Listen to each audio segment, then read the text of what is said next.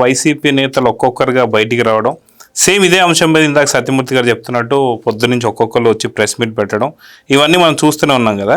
అయితే వీళ్ళకి సంబంధించి ఒక సీనియర్ నేత ఒక ఆయన మాట్లాడుతున్నాడు సార్. ఆయన కూడా అసలు ఏం చెప్పాడు అనేది ఒకసారి మీకు వినిపిస్తాను.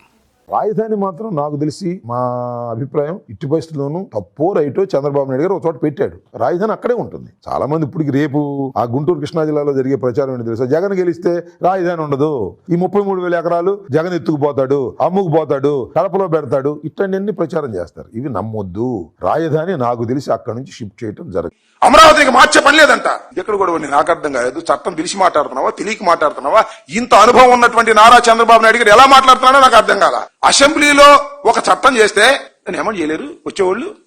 భారత రాజ్యాంగాన్నే ఎమెండ్ చేస్తున్నటువంటి తరుణంలో చేయలేరు. మన జగన్మోహన్ రెడ్డి గారు కూడా చెప్పాడు కదా చాలా స్పష్టంగా.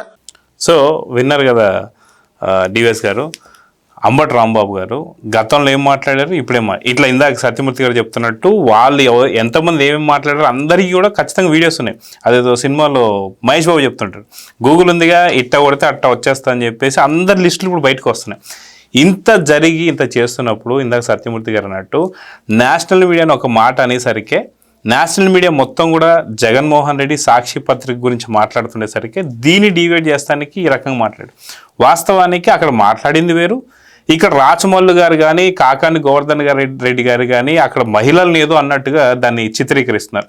వాస్తవానికి ఇదే సాక్షి మీడియా గతంలో అమరావతి మహిళల్ని వేశ్యలతో పోల్చారు. అప్పుడు ఏమైంది సార్? వీళ్ళు అప్పుడు మాట్లాడారా? వీళ్ళు మీరేం చెప్తారు దీని గురించి? డైవర్షన్ ఏది మీరు అన్నట్టుగా సత్యమూర్తి గారు చెప్పినట్టుగా అమరావతి చట్టబద్ధత, లోక్సభ ఆమోదం, రాజ్యసభ ఆమోదం, ఇవాళ ఏదో మరి రాష్ట్రపతి నోటిఫికేషన్ అంటున్నారు. అంటే దీని నుంచి డైవర్షన్ చేయడం కోసం జగన్మోహన్ రెడ్డి ప్రెస్ మీట్ పెడతాడు, పెట్టి మావిగన్ అంటాడు. మావిగన్ మీద చర్చ, అదో పెద్ద కామెడీ పీసు.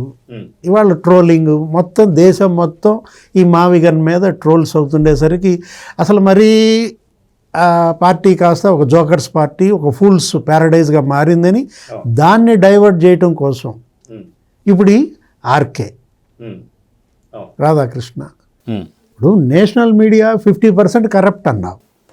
నువ్వు అసలు నీ మీడియా, నీ పుట్టుక, నీ పార్టీ పుట్టుక, నీ పేపరు ఛానల్ పుట్టుక ఏంటి? అవినీతి పుట్టుక కాదు. అవినీతి పెట్టుబడులు కట్టు కథలకు పుట్టిన విషపుత్రికనో ఏదో అన్నారు దీన్ని సాక్షి. అసలు ఏ డబ్బుతో పెట్టావు ఈ ఛానల్? ఇది నువ్వు అసలు విలువల గురించి మాట్లాడతావు, జర్నలిజం గురించి మాట్లాడతావు. పైనేమో రాజశేఖర రెడ్డి ఫోటో ఉంటుంది, కింద రాసేది ఎవరిపైన?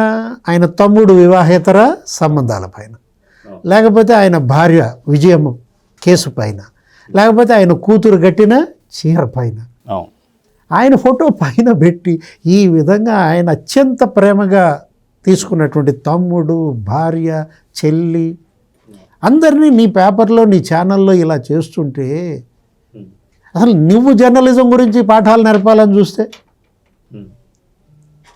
ఇప్పుడు ఏమి రాశారు రాధాకృష్ణ? ఇప్పుడు కొత్త పలుకులో ఆయన రాసింది ఏంటి? ఒకసారి కంపేర్ చేస్తావా నీ జర్నలిజంకి వేరే పత్రికలు, ఛానల్స్ జర్నలిజానికి? చెప్పారు కదా సత్యమూర్తి గారు, ఆయన ఏంటి సీనియర్ జర్నలిస్ట్గా ఆయన ఎన్ని మీడియాలు చూశారు, ఎన్ని ఛానల్స్లో పనిచేశారు, ఎన్ని పేపర్లో పనిచేశారు. ఇప్పుడు ఒకటి సాక్షి పేపర్లో, సాక్షి ఛానల్లో జగన్మోహన్ రెడ్డికి వ్యతిరేకంగా ఒక్క కథనం చూసావా? అబద్ధాల పత్రిక, అబద్ధాల ఛానల్ కదా. ఇప్పుడు జగన్మోహన్ రెడ్డికి వ్యతిరేకంగా నీ ఆర్టికల్, నీ పేపర్లో కానీ, వైఎస్ఆర్ కాంగ్రెస్ పార్టీకి వ్యతిరేకంగా నీ ఛానల్లో కానీ ఒక్క కథనం ఇన్నేళ్లలో, ఇప్పుడు అది పెట్టి 12 ఏళ్ళు 14 ఏళ్ళు అవుతుంది కదా. అదే మరి ఆంధ్రజ్యోతి తీసుకోండి, ఏబిఎన్ ఛానల్ తీసుకోండి, తెలుగుదేశం మీద ఎంత యాంటీగా రాస్తారు, జనసేన మీద ఇన్ని కథనాలు రాస్తారు, బీజేపీ పైన. ఇవాళ ఎవరికి గులాంగిరి చేస్తున్నారు? ఇప్పుడు కొత్త పలుకు కాదు, ఇది గొడ్డలైందా? వైసీపీకి ఇవాళ ఒక గొడ్డల దెబ్బ తగిలిందా? ఏమి రాశారు?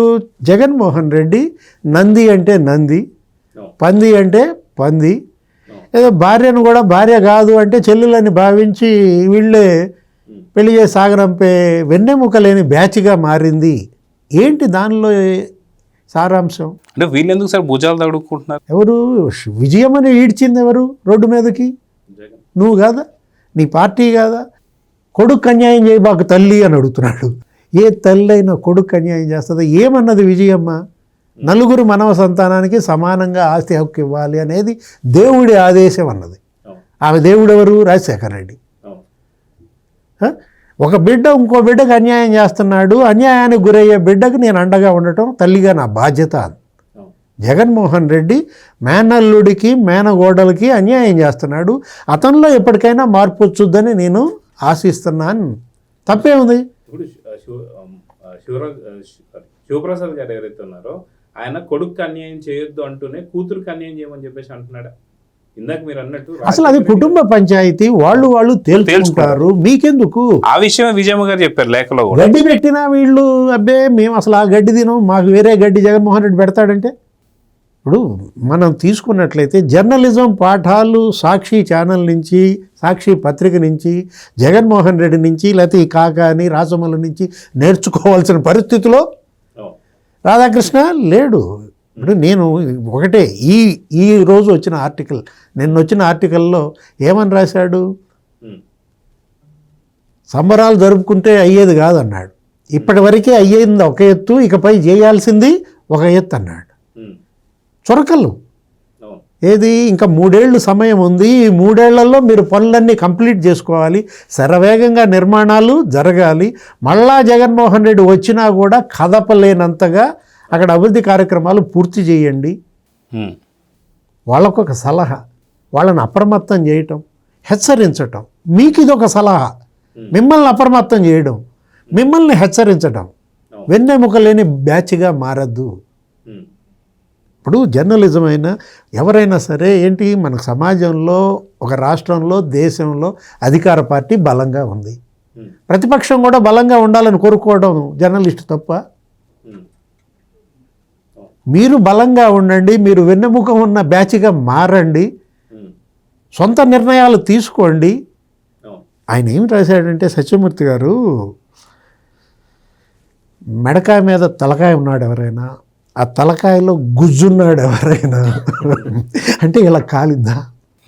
మావిగన్ అనే ప్రపోజల్, ఆ ప్రతిపాదన జగన్మోహన్ రెడ్డి చేసిన దానిపైన ఆయన ఏదో మామూలు జనరల్గా వాడే పదాలే కదా. మెడకాయ మీద తలకాయ ఉన్నాడైనా, తలకాయలో గుజ్జున్నాడైనా అనగానే ఈ గుజ్జు లేని బ్యాచ్కి ఉలికి పడిందా? మండదా అన్నట్టుగా మండిపోయి ఉంటుంది. ఎవరి కాకానికి మండదా అనే, గుజ్జు లేని కాకానే. అసలు ఒకటి జగన్ ఇప్పుడు ఏంటి, వైఎస్ఆర్ కాంగ్రెస్ పార్టీకి ప్రత్యర్థి ఏది? తెలుగుదేశం. జగన్మోహన్ రెడ్డికి ప్రత్యర్థి ఎవరు? చంద్రబాబు. కాకానికి ప్రత్యర్థి ఎవరు? ఈ రాసమల్లుకి ప్రత్యర్థి ఎవరు? వరదరాజుల రెడ్డి. కారుమూరికి ప్రత్యర్థి ఎవరు? రాధాకృష్ణ.